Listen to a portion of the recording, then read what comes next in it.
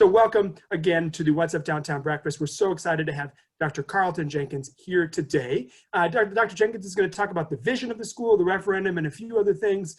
And then we want this to be a discussion, as always. So if you have questions for Dr. Jenkins, submit your questions through the Q&A function at the bottom of your screen, and then I will ask those questions. So again, just submit the questions on the Q&A form, and I will ask the questions of Dr. Jenkins at the end. But again, thank you for being here. And it's my opportunity now to welcome Dr. Jenkins.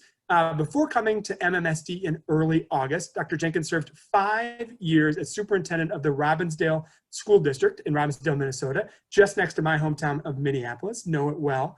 Previously, he served as a chief academic officer for the Atlanta Public School System in Atlanta, Georgia, and the superintendent of Saginaw Public Schools in Saginaw, Michigan.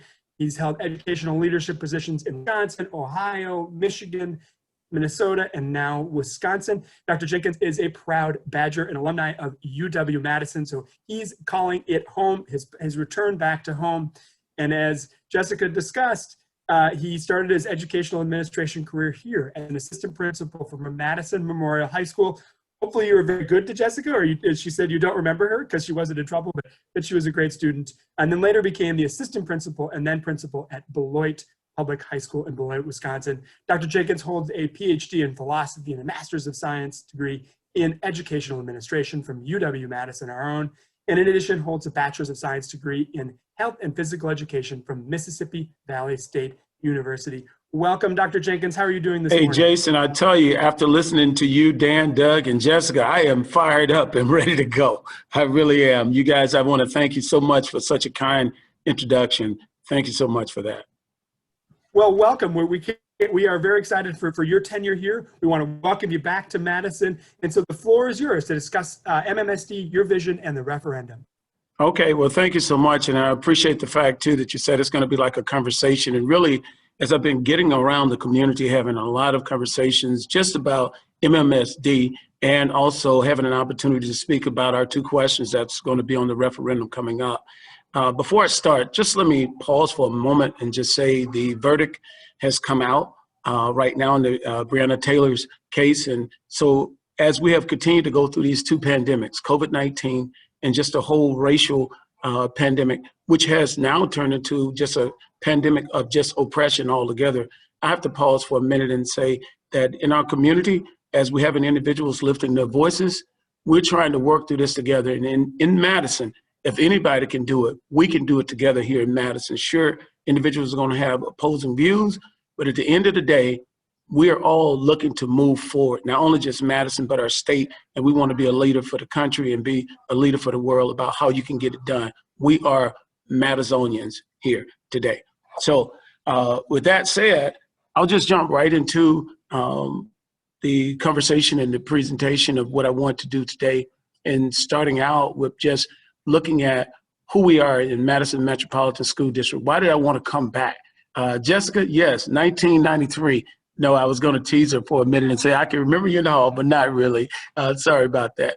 But what I did remember and what excited me as I was hearing all of this and interviewed and came back and went right over to Madison Memorial High School, I got goosebumps. Madison Memorial, Spartans, once a Spartan, always a Spartan, had a sense of electricity in that building, and we had students who were just really competitive on an international level, national level, state level. We had a fabulous staff then.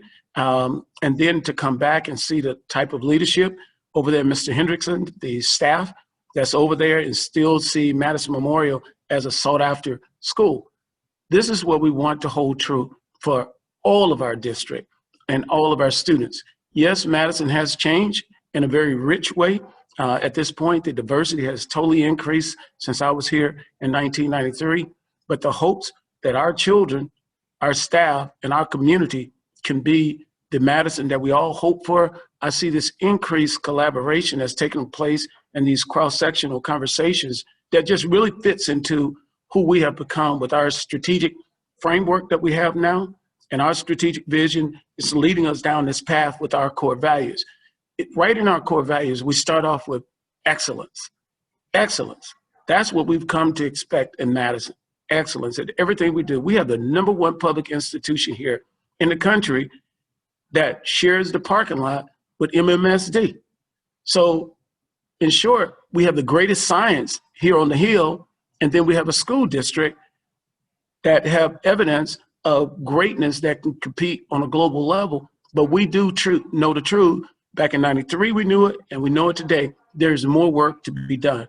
And it's an even increasing task that we have now, given that we have these two pandemics that we're facing. And truthfully, I know that the pandemics are challenging. When we look at the COVID-19, it has just totally shifted the way that we even think about what we're doing on a daily basis, simple things that we've enjoyed, not only as Madisonians, but also just throughout our state and throughout our country, around the world, of just going to have a cup of coffee with someone. That has changed. Teachers coming in and just putting a hand on the shoulder of a kid. That has changed. Everything that we love from the humanistic side of it has kind of shifted from what we were. And we were all caught off guard in the spring. In fact, when I was there in Robbinsdale, Minnesota, we were the first district to close in the state because we had a known case within one of our aftercare programs, and we shut down the school to show you how little we knew about the virus then. We still are not completely aware of all of the impacts of the virus, but we shut down for 2 days to disinfect. 2 days has turned into us opening up this fall all across the country. In most places, it's still a virtual situation. But nevertheless, what I witnessed and what I participated in on a local, state, and a national level, as I worked with many superintendents across the country as well, we saw something that we had envisioned 5 years out, 10 years out, come to fruition. Now, honestly, we were caught off guard in the spring. So going from the traditional learning styles that we had in delivery of instruction, we had to shift to doing things online. And frankly, it was tough. And it is tough, not only for teachers or students, but for parents. The realization of how important public education is for all of us, not just the students, even though all of us have been students at one time, not just the teachers, but the impact that it had on the economic outlook in all of our communities around the world, the employment opportunities around the world, the social, emotional, and mental health around the world. So this caused us to have to pivot and say, hey, what do we do here? And well, the first thing, we have to be able to take care of our basic needs. And we had to continue what we had professed of taking care of the whole child. What we did not anticipate, we had to take care of the whole family. So in Madison Metropolitan School District last spring, realizing that this virtual learning caused us to have more digital devices for all children in their hands, and recognizing that some families did not have the necessary connectivity. So we actually went and purchased hotspots. And we really do thank you as a community. Madison has always stepped up when it comes to education. So we were able to get the hotspots and get the technology devices out in the community. But also what we did, we were able to have some of our staff, not only last spring, but throughout the summer, our teachers and our administrators joined with many community members, I mean many, to serve meals throughout our community during the summer, and even up to right now, we've received some support from various agencies in terms of being able to meet the basic needs. Also realizing that initially we had a number of people, because of the ordinance, we were working from home. And working from home, and then we had to call upon our teachers, our teachers, but they are parent teachers. We're having to deputize all parents to be supports for their own children at home as we were trying to deliver the instruction totally virtual.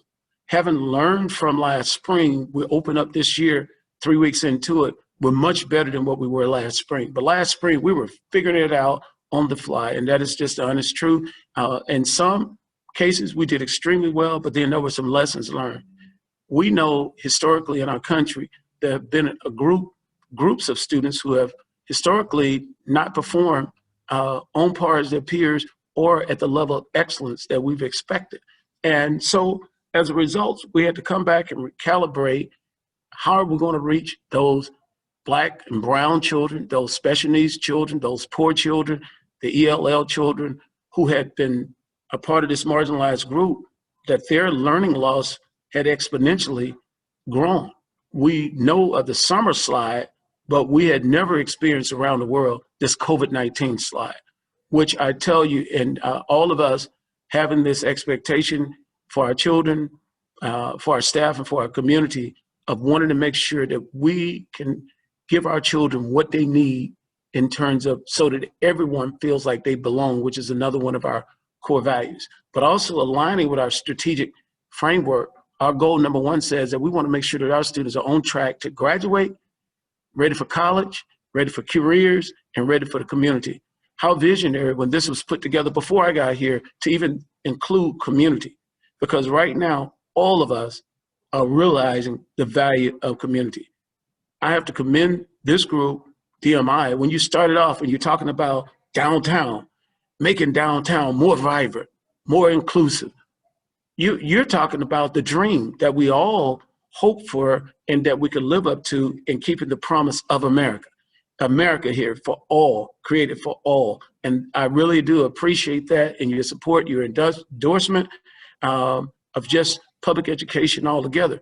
We come from different angles, but at the end of the day, we have to come and go in the same direction in terms of the interest for all of our children, our community, maintaining the humanity that we all deserve. So when you look at goal 2 of the strategic framework, we talk about creating environments that are safe for students and for adults.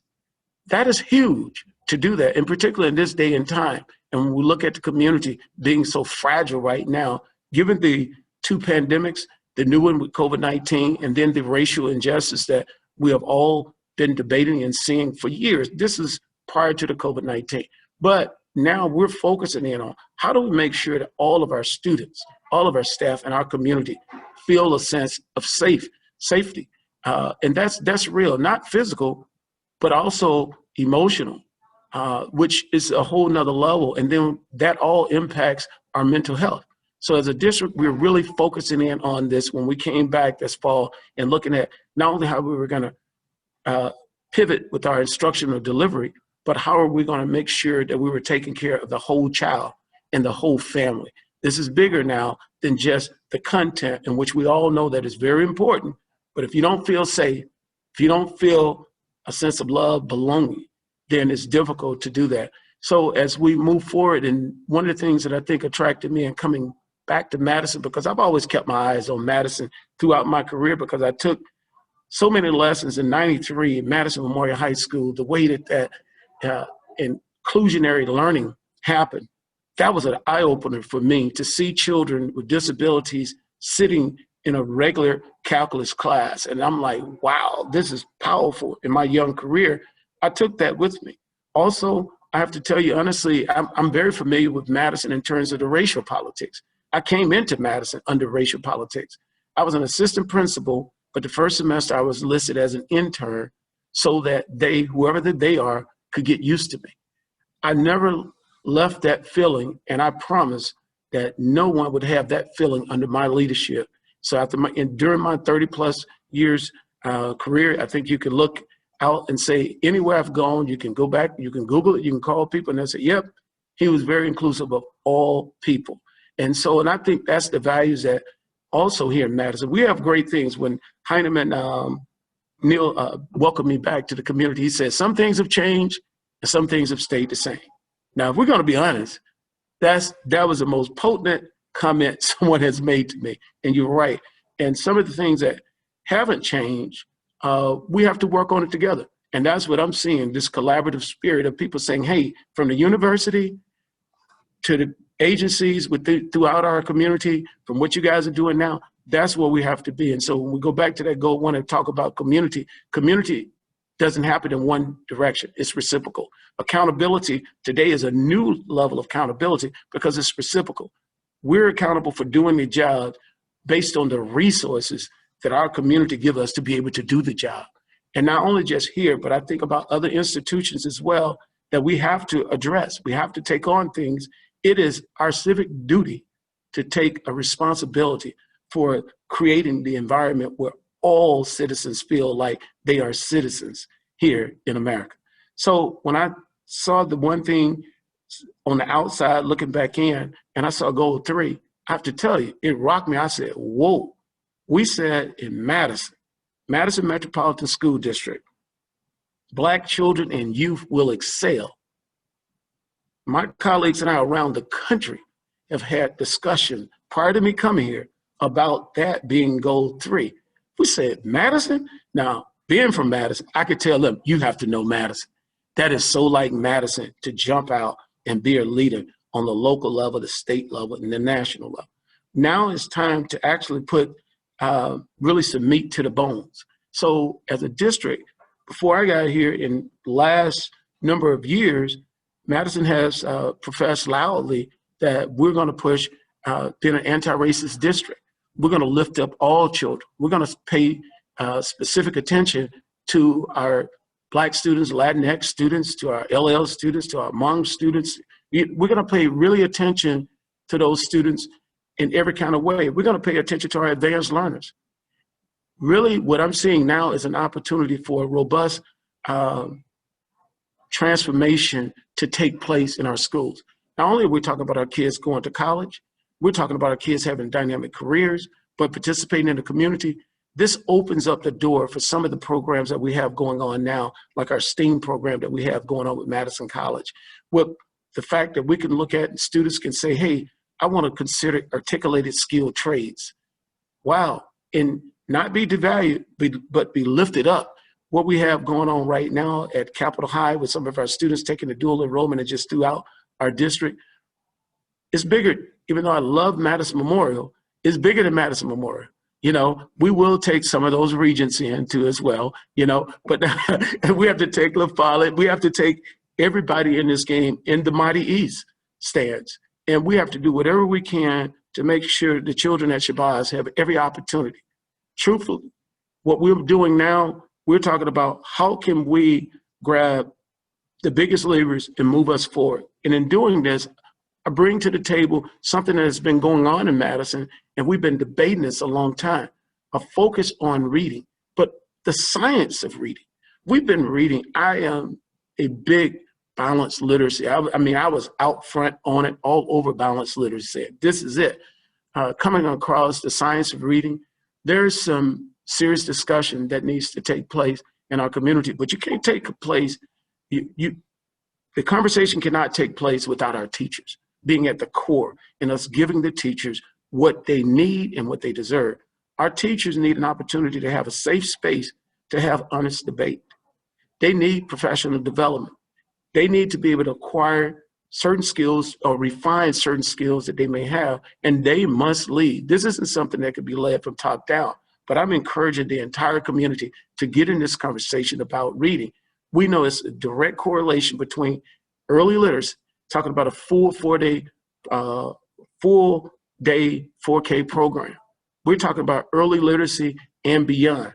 We know that we have students graduating, going off to college, and according to College Board, 52% of the students who enter into college cannot read at a proficient level. 48% of them cannot do mathematics. We're talking about the kids who are going on to college, okay? And when I talk about the articulated skilled trades, one thing we know for sure, if you're gonna go out and you're gonna become an electrician, you have to pass the test at a certain level. And it's not that it's a test. We want the students to be able to compete, not on a local level, state level. We want our children, when they leave our high schools, to be able to go compete against Shanghai. Yes, Shanghai, bring it on. Finland, bring it on. We want to disrupt this notion that our children in America has to be 32nd and 34th on some performance of international student assessment. We're Madison. We're Madison, #1 public institution. And you mean we can accept that? No, I reject that. And as a community, it's time for us to rise up and reject that notion about that. So when we start looking at all of this and we're looking at this whole idea of a referendum, we went out in the community and we had over 50 conversations in our community, 50 sessions with a number of people, and we received back over 4,400 responses about what we could and should do. Now, one thing I say, conversations shouldn't be an event. And it shouldn't be just about courageous conversations. Frankly, courageous conversations make me puke. it's time that we take and do courageous action. Let's move it forward. If there's something heavy on the table that's really bothering us as a community, I think we should come together, move beyond conversation, put the resources behind it, understand that this is what we're committed to, and move forward. So as such, after those conversations, we were preparing for the referendum, and we asked the community, where did we stand during these tough times of COVID-19? Understanding the economic impact, understanding the employment impact, understanding that it's really fragile for many of our community. But that has never stopped Madisonians from stepping up and saying, we're going to support our children. We know that they're not only our future, they're right here and they're right now. And so that's what Madisonians have done. And the survey results came back, 60% of the people said, yes, let's move forward right now during a pandemic. Our former referendums have passed with 82% support. But that's no surprise because Madisonians have always supported our referendums. But what I do say, even though it was 60%, I want us to honor the fact that 40% of the people, and in the last one, 18%, people have different challenges. And this is when we come together. We don't go alone. We come together, and those who can and will live up to our civic responsibility and do it for the interest of those who can't at this moment. We need to be very sensitive to the fact about our senior citizens, because our senior citizens have really shown a lot of support for not only our schools, but our entire communities. And we need to build that bridge between our younger generation right now, our middle, and then our more senior generation. So as such, we're going to have two questions on the ballot. And I go back to my comment about Madison Memorial. Beautiful, a lot of wonderful things, the arts and all of that. Beautiful things happening. Yes, we just received this beautiful gym and auditorium at East High School, and it's a lot of pride behind that.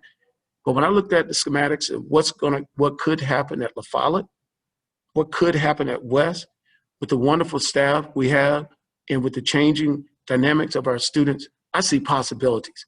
During this pandemic, I know everyone says it's tough, it's challenging. Well, the pandemic won't always be here, but we will. Our children will be here. Our community will be here. We have to plan to pivot during the pandemic and be prepared when we come out of the pandemic. Before the pandemic, Madison had one of the fastest growing economies in the United States, period, bar none. We could compare against anyone. We have to be just as vigilant during the pandemic and coming out of the pandemic, that when you talk about one of the most thriving communities, it must be Madison. But now we can come out of it with a model for everyone else of how you increase your diversity and you increase your outcome, your bottom line. So this means training up our community, supporting our education system, getting all children, all citizens to where they need to be.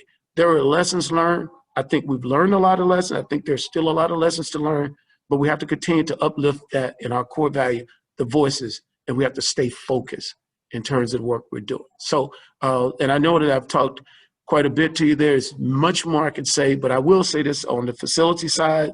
Yes, some have asked the question, why are you doing $70 million per building? Don't buildings have different needs? And I say to that, you're absolutely correct. I challenge you and invite you to go to our website and see how we're actually resourcing those dollars to make sure that we're doing it with an equity lens. We realize that if we really wanted to do our buildings at that next level, it would cost us a lot more than $70 million per building. You see some of our surrounding districts, they're doing new buildings and they're spending $200 million on one building. So when you look at what we're asking for, 280 for those buildings, we're going in as a part of our long view plan, and we're hitting the major things, touching the 4 high schools, recognizing and valuing the south side of our community with an elementary school that's much needed there off of Rimrock Road. We're addressing some of those things that we should have addressed, having students in our alternative learning school on 2 campuses. We're bringing them together. We're giving them a real rich experience, high school experience. We're doing a number of things from a safety standpoint in terms of making sure that our air handlers and things like this in our buildings, that they're being corrected, and we're doing it in a fiscally responsible way. The things that we're doing to our buildings will actually save us money that can be redirected, that we were spending on maintenance for the high schools to our middle schools to be able to do some of that other maintenance until we get to the point to where we could do the things that's necessary there. But also when you look at our carbon footprint and trying to be more green and all of those things, we're reducing the cost of some of these dilapidated buildings in terms of some of our heating, cooling, and things of this nature, and saving money and then replacing other things by the savings that we're going to get. You know, in your own household, if you have a furnace, if you have it's a boiler. If you think in terms, and I love when Chad Wheat said, almost like when the Titanic was built, the same boiler that they had on that ship, we still have in some of our buildings. And we have to do better than that. And then from the operational side, we've done a great job of recruiting. The last couple of years trying to increase the diversity of our staff. Right now, we want to move forward, but we do know the realities of if the referendum doesn't pass, but where we are, you guys in business, you understand that increase expenses and decrease in revenue, and you're trying to be fiscally responsible, we will have to make some tough decisions. A person once told me when I was doing my last referendum in Minnesota, one of the council individuals said, "You cannot cut your way to success." And I'm like, whoa. So at some point, she challenged the council people that we have to step up and invest. So right now, where I am, if I had to say anything to the community members, I just say go out and vote. I'm not telling you which way to vote, but I am saying to you, we have to do what's in the best interest of the students, our staff, and our community. And we're expected to be Madisonians and lead, not just on a local level, but a state level and a national level. And I will stop right here because I want to give you ample time for questions, but I am fired up to be here this morning. Jason, I thank you guys. I really do. And Jessica, let's go Spartans. All right. Wow, I'm going to say it again. I started with it. Welcome to Madison, Dr. Jenkins. Your passion, your energy is infectious, and we are so excited to stand with you, behind you, for the schools and for investing in our kids. So thank you for the excellent presentation. We've got some great questions. First question is about the referendum. And as you know, is strongly supporting both referenda to make sure that we invest in our kids. We will do everything we can to make sure that that is a successful referenda. But why, you started in early August, right? So why is this referenda so important to you in the early part of your tenure? Well, actually, as a superintendent, you're always going to investigate before you go and interview. I looked at Madison and the $15 million that's been cut from the budget the past couple of years, right? I look at the data before I go anywhere in terms of the achievement data.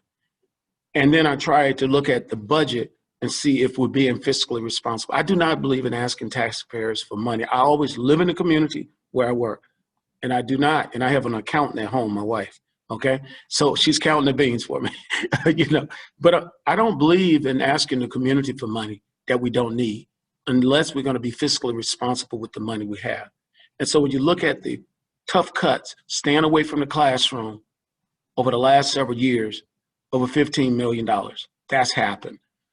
Across the United States, we realized that what we had planned in our budgets, our realities, the economic impact hit the schools seriously. We had to increase what we were doing from a safety standpoint, taking some of our general fund dollars. So they had to be redirected. So it caused a loss on the other end. Looking at Madison, I saw how responsible that we had been here. So coming in, and I'm thinking about the buildings. Yes, we have wonderful teachers, wonderful students, and they deserve the best for what we can provide for them in an economically, fiscally responsible manner. So I had to look at the referendum because I was there already in discussion, and I had the conversation with the board members, and they were there. I've had conversations with teachers and principals and community members. Initially, I didn't just say yes to the referendum. I needed to know if these things in terms of what we had in the strategic framework, those goals, how did it align? Our core values, how does it align with these two questions? So once I vetted that, I became on fire knowing that the people in Madison, some things don't change, are still the people in Madison, and they're looking out for the interests. But one of the other things that did change, I see an increased focus on moving forward with an equity lens. That inspired me to say, hey, this is it. This is the right time. I know during COVID-19 that we've been shaken to our core, but I know that we have to come out of this together. We will come out of this together. And so this is why I say now is the time. Also, maybe selfishly, but I also looked at the interest rates at a historical low. You will never be able to borrow the type of money that we're talking about at a 2% interest rate, okay? So it just makes great fiscal sense. It makes great human sense to be able to invest more at this time than to invest less. And I think that that's why I came to this conclusion. This is the right time. And listening to our community, 60% say, yes, this is the time. That pushed it over the edge when I saw that piece of data too. It's the time. Well, and thank you for your point on, I think, hearts and minds being changed, right? Madison is a progressive city, but sometimes it doesn't always live up to that onus. But over the last 6 to 9 months, I think you've really seen people's hearts and minds change, and they're open to new ideas. And I think building on the structure of that and getting these referendum passed is so important. And I want to acknowledge that the last time actually Dr. Jenkins and I saw each other, we were downtown as part of the protests with Michael Johnson, with Sheila Right. Stubbs, with Sherry Carter, our Alders, Harrington McKinney, Francesca Hong, you name it, we were there. And seeing the passion of the people to make change. And the schools are a part of that. And I'm sure many of those students were MMSD students learning a tremendous amount there. Got another question from the audience with, first, it just says a huge thank you. Thank you so much for your time today. Your passion for our students and the community are so apparent when you share your story. You mentioned that we learned through COVID-19 that we not only can take care of our children, but their families too, which was unexpected. What has the district done to help families during this time? I mentioned in terms of taking food out in the communities, right? And we're working collaboratively with many of the community agencies trying to increase our communication. So when family says to us that they have a need, and I just love Renee Mo to death, and the way that United Way has just stepped up in so many ways, and she gave me the information on 211, but there are so many other agencies who also stepped up. We're trying to provide the childcare, partnering with other individuals to do that for some of our families, and we set out to do that, and 70% of the staff just volunteered without a reassignment to support the whole child care piece, because we realized some individuals are having to go back to work and their children need some care. And we wish that we could do that at an even larger level. But I think in terms of providing the socio-emotional, going back to school, having the groups for the students to reach if they're in need of support, but also being very sensitive to our parents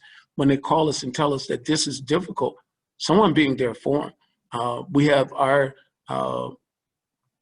staff who are there not only for the students, but they're also there for the parents and working through some of the anxiety issues that our students are having. But so are our parents having these anxiety issues of how to match up and how to deal with this. So we're there as a school district, but we're listening more than anything now, and I think pivoting as we need to. We have definitely changed some of our practices based on the feedback that we're getting. And we want to be here during this time. Yes, we want the high academic performance. But right now, we need to take care of people and make sure that they're being taken care of so that they can thrive, as our goal 2 talks about for students and adults. Well, thank you for mentioning the childcare. We'd be remiss not to talk about the great work that MMSD, Renee Mo, who was with us that night, and the great Renee Mo and the United Way and their work, and also our friends at the Chamber of Commerce have really done a great job of stepping up and understanding the importance of childcare. And this is a big issue for DMI as well. Our Economic Development Committee just met a couple of days ago on that. So we want to say thank you to that. One other question we have a couple of times here. You admittedly sort of mentioned COVID-19 in March and April of last year, that you guys were building the plane while flying it. but now you're much more prepared this year. What differences have you seen in how you're creating a robust virtual curriculum for your students this fall as opposed to last spring? Structure. We heard the students say, first of all, we went with a pass-fail system last spring because we were thinking socio-emotional, not trying to overstress. But then we heard the students and some parents also saying, hey, wait a minute, I think we could do this, and we need to look at the grading system, right? And so we came back and we did revisit that. And so there will be grades, but also structured time like a regular school day for the children. But even after 3 weeks now, we're hearing the feedback for our earliest learners. It still may be a little too much screen time for them or too structured for the earliest learner, because learning happens through play and free time as well. But right now, having our students there and having the parents trying to support them and they're being online all day, that's not, or the length of time, it's not truly all day, but the length of time may be too much. So from last spring, we jumped in and we said, no, we have to get through all this curriculum and we have to get through it now.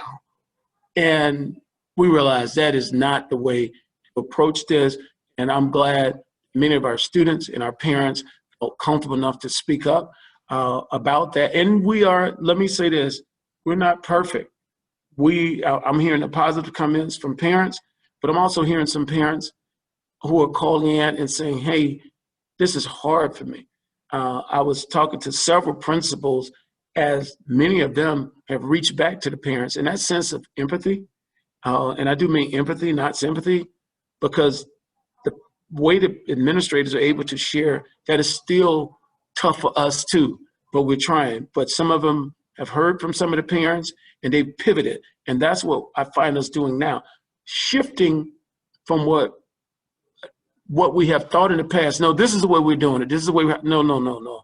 That's not necessarily the case. If someone brings empirical evidence to suggest that maybe we need to consider something, we have teams on a daily basis revisiting, are we doing this in the best interest of everyone? Will the students still progress? We have a challenge that we know that there's been a serious learning loss. The learning loss, particularly for the most marginalized children, oh my goodness, it's going to take time. So we're saying, let's have some grace and space in this place as we move forward. Everyone's being more sensitive right now about that. As we still continue to try to push forward the grade level expectations, there's a realization that there has been some loss. If you went from Algebra 2 to Calculus this year, there were some learning loss. And so I asked the students to be a little bit more patient with themselves, and I'm asking all parents, please be a little patient with your kids. There were some things lost. We're trying to work together. So what we may have wanted to get in the first week, 10 things done, maybe we're only going to get 7 things done well. We could push 10, and we could spaz the child out and the parent out. So as a parent, any parents out there, please take your time. It's going to be okay. We're going to get them back where they need to be. The colleges right now are experiencing the same things that we're experiencing. Well, that perfectly ties into a question we had from our audience. Dr. Jenkins, you mentioned Finland, which is known for their outdoor education. What is being done locally here in Madison so that after the COVID pandemic, children will get more time outside in nature? There's significant research that shows the importance of nature and our kids being able to be outdoors and away from screens and devices, right, to support their overall wellness. Yeah, and that pre-COVID, the research around that and talking about just even more time. So this person really understands when I was talking about playing being a way of learning, but exploring is really what it is. When children play, they explore. Outdoor education in my last district, we were actually in the midst of looking at doing 2 outdoor education curriculums for 2 of the elementary schools. And so I'm totally familiar with the whole outdoor education direction. And I think that that's something that we need to look at. First of all, as I'm still trying to assess all 52 schools myself, I'm still trying to find the donkey to pin the tail on in some cases, right? But I'm hoping to work with the team, find out what we're already doing, and then to see how we can refine it. So thank you for that. And actually, I asked you to email me that so I can make sure that I get it to the curriculum team. as well. We will absolutely make that connection. And it ties very well into something that happened at the Chambers event yesterday when they were talking about procedural learning and Richie Davidson and how important that is for our kids. A couple last questions we have here. To what extent and in what ways are you following the strategic plan set by your predecessor, Superintendent Cheatham, and to what extent are you charting your own new path? Well, one of the things that I am doing, and with the model that I have, it's like, how can you come in and refine and take things to just another level without devaluing the work that has been done? Superintendent Cheatham did some fine things, if you ask me, from my lens. I wasn't here, I just know what I'm picking up. The way that she led into this whole equity lens discussion should be commended. Now, none of us are perfect about anything, right? You can go back through my trails, and no matter how many accolades you get, you also have some things you left undone, probably. I think, but it was bigger than, and it is bigger than any superintendent. What did the community say?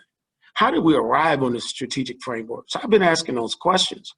How do we arrive on the core values? So my thing is to come in the community, try to understand, try to listen. And if there is something that we can learn differently, how to do something better, Maya Angelou says, right? When you know better, you do better. It's as simple as that. So that's where I am with this. I am going to take my time in working with the community to help get this understanding of how we can move to this at the next level. Dr. Cheatham, prior to COVID-19, right? Carlton D, during COVID-19. It's a different world from where I've had to shift my thinking prior to COVID-19. So I'm just looking forward to working with our staff, working with our community, working with our students, and for us to best see how can we truly meet the needs of our community and take Madison. I say this, if it's going to happen, it can happen in Madison. It will. There's no reason we have the #1 public institution in the country on the Hill with all of this science, and then we have the practitioners, outstanding practitioners, and we should not be that district that from around the world that they come and learn from. So I reject anything less than that, and that's what we're shooting. So if that's in alignment with where Dr. Cheatham was, great. If it's not, that's the course we're headed. And we're gonna be a district that have all of our children reading at high levels and performing at high levels. And that within itself is a tall order, but I think we're up for the task. I have time for one last question, which I think is a very important question for us to hear today. How can DMI deepen our relationship with MMSD and partner with you all going forward? I think, first of all, like coming and having this conversation, we need to become intentional. I need to hear from you, and you need to hear from us. Our practitioners need to be able to be in the conversations about what we can do to even get better. I appreciate the opening today, and it is apparent your support, but I want to make sure you're getting a return on your investment and that we're getting a return on our investment. I am all about bringing people together, strategically putting together an action plan and moving beyond conversations. So I think let's become intentional and say, let's have our task force join, in which right now I'm putting together a task force of some individuals.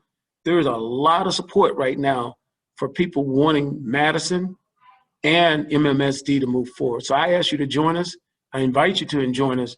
And then let's say, let's be real about it. And you know, when I'm going way left, I need you to be honest about that. When we're going, I need you to be honest. I welcome diversity of thought. Criticism, okay, with the intent to do well isn't bad at all in my estimation.